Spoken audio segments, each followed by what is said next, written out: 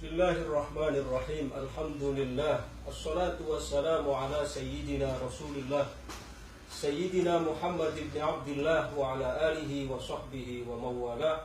La hawla wa la quwwata illa billah. Subhanaka la ilma lana illa ma 'allamtana innaka antal alimul hakim. Subhanaka la fahma lana illa ma fahamtana innaka antal jawadul karim wa ba'd.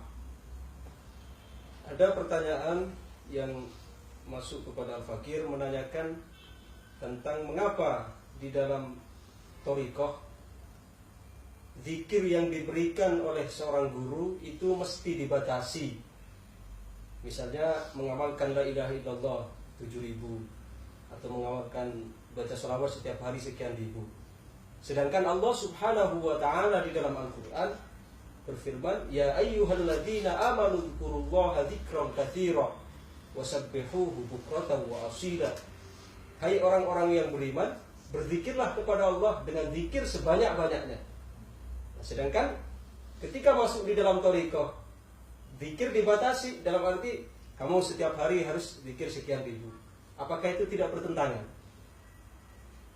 Pertama yang perlu diketahui bahwa ketika seorang telah masuk di dalam thariqah, tugas seorang guru atau seorang murabbi, seorang mursyid adalah bagaimana mengeluarkan murid dari ambisi nafsunya.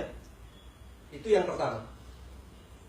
Karena walaupun dalam surah ibadah sekalipun itu tidak lepas dari ambisi nafsu.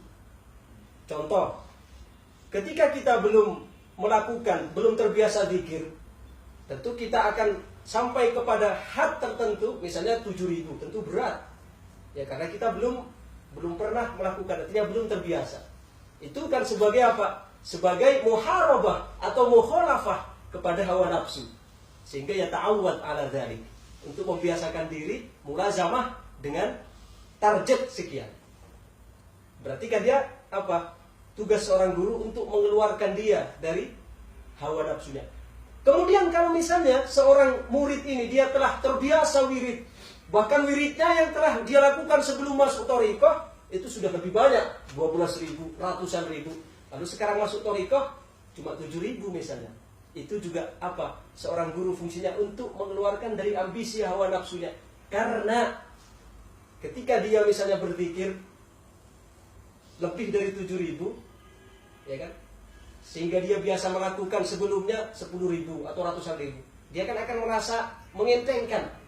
Ya, saya sebelum ini sudah terbiasa melakukan 100.000, saya kuat. Ini hanya 7.000, tak apalah saya tambah. Ingat, di sini medan tarbiyah yang diberikan oleh seorang guru, dia lebih satu saja dari 7.000 misalnya, kalau yang diberikan, yang ditahdid oleh guru 7.000, ini dia sudah beramal dengan nafsunya. Walaupun hanya lebih satu. Kenapa? Karena dia sudah merasa memiliki kemampuan. Sedangkan ini yang ingin dicabut oleh seorang guru, bagaimana murid ini keluar dari dairati anfusihim kepada ila rabbihim. Bagaimana dia beribadah keluar dari dirinya dan hanya betul-betul untuk Allah Subhanahu wa taala. Itu yang pertama. Kemudian yang kedua, anna fi tahdidil adad hunaka sirrum minal barakati wal madad. Jadi seorang guru membatasi sekian, itu sebenarnya karena di dalam membatasi angka tersebut ada sirrul barakah wal madad. Ada rahasia dari keberkahan dan madad. Maksudnya bisa jadi ya, angka misalnya 40, 70, 7.000 itu adalah angka yang dicapai oleh gurunya atau para masyayikh dulu yang satu masyrab dengan dia, ya kan?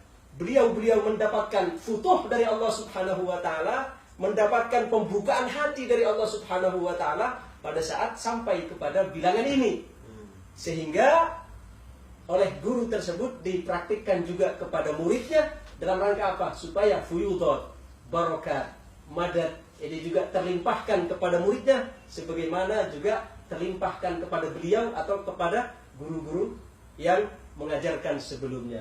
Mudah-mudahan ini menjadi jawaban yang memberikan pemahaman kepada kita sehingga kita tidak salah paham di dalam memahami konteks tarbiyah dengan ayat ya ayyuhalladzina amanu dzkurullaha dzikran katsira wasabbihuhu bukratan wa asila hadanallahu wa iyyakum sawa'as sabil wallahu ala ma naqulu wakil.